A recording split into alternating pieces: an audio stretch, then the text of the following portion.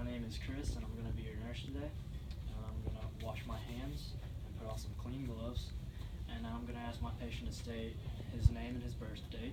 And I'm going to confirm it on his wristband. Alright. Now I'm going to be explaining him what I'm going to be doing today. I'm going to be inserting a feeding tube for you to receive your nutrients. And that was ordered by the physician. And so what I'm going to ask is if you have any latex allergies, and if you've had any recent surgeries to your head or your mouth. And the patient says no to both. And now I'm going to lay down this towel to make sure that we keep the patient clean in case there's any messes that we make.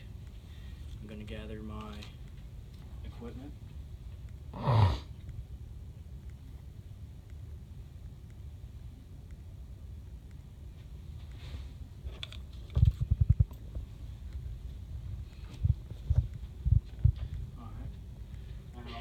Ask the patient to check which of his nostrils work the best, and he states that it's going to be his right nostril.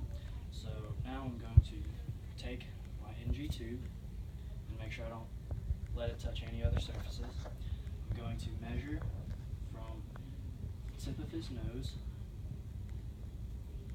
to his earlobe and down to the xiphoid process, and I'm going to put my tape on it to mark.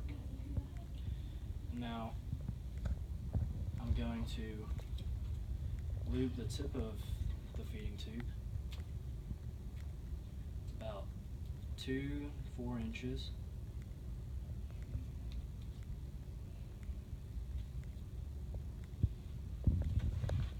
Okay. Now, as I do this procedure, I'm going to tell the patient that if he starts experiencing any discomfort or if he's coughing or can't breathe, then I'm going to stop the procedure and remove the tube. And now, to begin, I'm going to ask the patient to tilt his head back as I gently insert the feeding tube through his right nostril.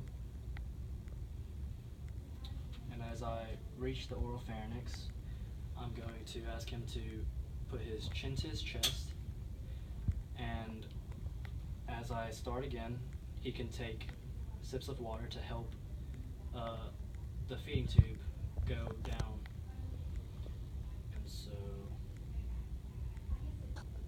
alright, so I've reached the part where I marked the tube, and now what I'm going to do is I'm going to hold the tube until I tape it to his nose to make sure that it doesn't slip out.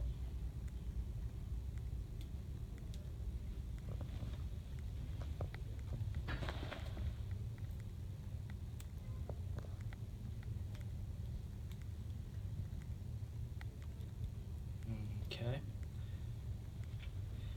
Now what I'm going to do is I'm going to check for gastric content to make sure I'm in the right spot. Just good. And there it is. So I'm going to put it back. And now I'm going to send him to get an x-ray to make sure that the tube is in the correct spot. And it's in the correct spot, x-ray confirms. So now I'm going to pull out the wire, and I'm going to hook it up to the feeding pump and turn it on and leave it so he'll receive his nutrients. And now I'm back to remove his tube. So I'm going to wash my hands, put on some new gloves. I'm going to ask him to state his name and his birth date again. I'm going to confirm it on his wristband. And now I'm going to turn off the pump, and I'm going to remove the tubing, disconnect the tubing.